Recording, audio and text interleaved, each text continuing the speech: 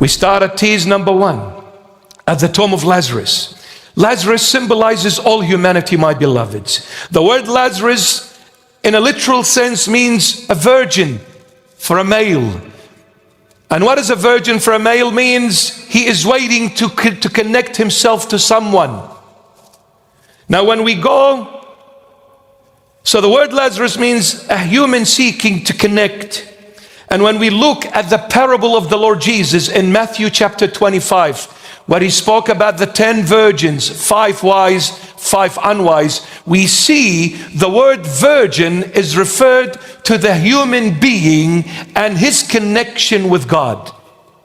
So the word virgin here represents the entire human race. Humanity is symbolized by this word virgin because God is wanting to connect himself to those who are willing to be connected to him. And when are you available to be connected? When you are a virgin, not married. Are you married to Satan? Are you married to the world? Are you married to money? Are you married to drugs? Are you married to gambling? Are you married to materialism? Because if you are not available for Jesus Christ. The Lord is seeking virgins, meaning available to be connected to him, not to the world. So Lazarus is the representation of the human race, those who wish to be virgins waiting to be connected to Christ, the heavenly groom.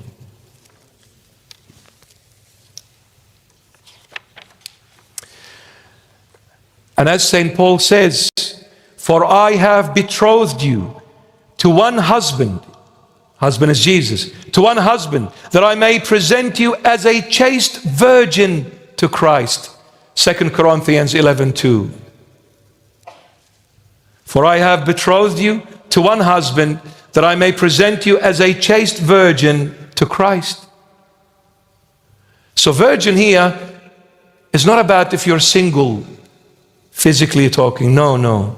Single, married, are you a virgin for the Lord? Are you disconnected from the world, awaiting to be connected to Christ? Then the Lord will see you a virgin even if you're married. Are you with me?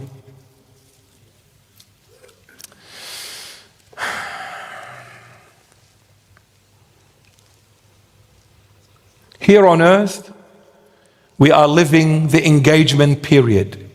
When will the wedding take place? On the second return of Christ.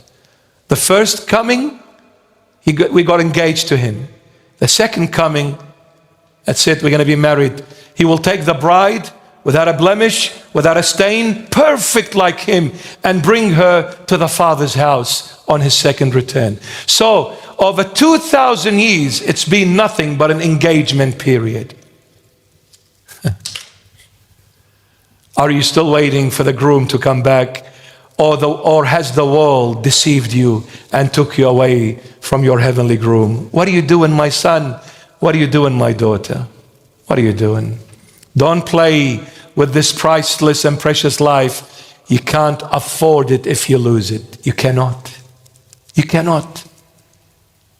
The next life is not easy.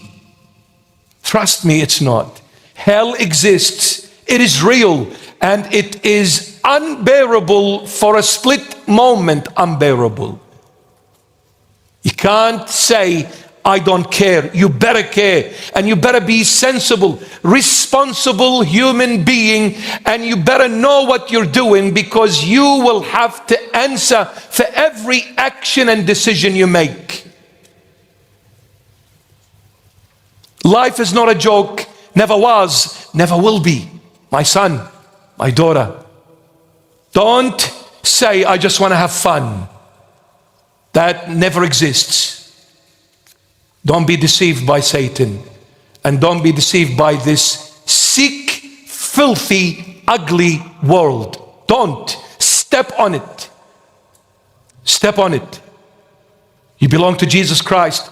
You don't belong to the filth of this world and the filth of Satan. He can take it and stick it on his forehead if he's got one. Be strong. Be strong, my child. Be strong.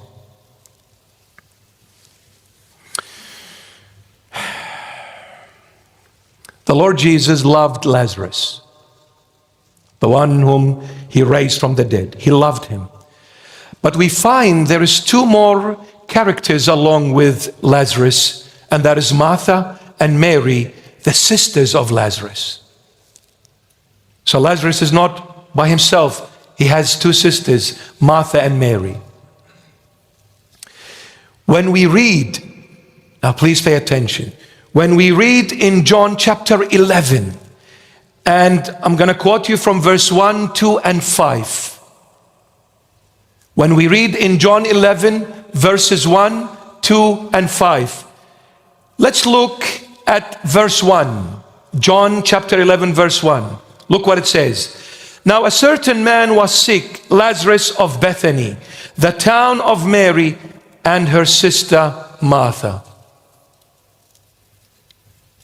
I'll read it again.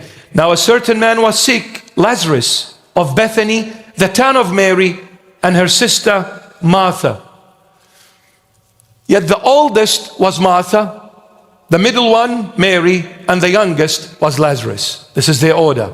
Martha the oldest, the middle one Mary, and the youngest was Lazarus. But in John 11:1, the name Mary is mentioned, not Martha. And in John 11 verse 2, it was Mary whose brother Lazarus was sick.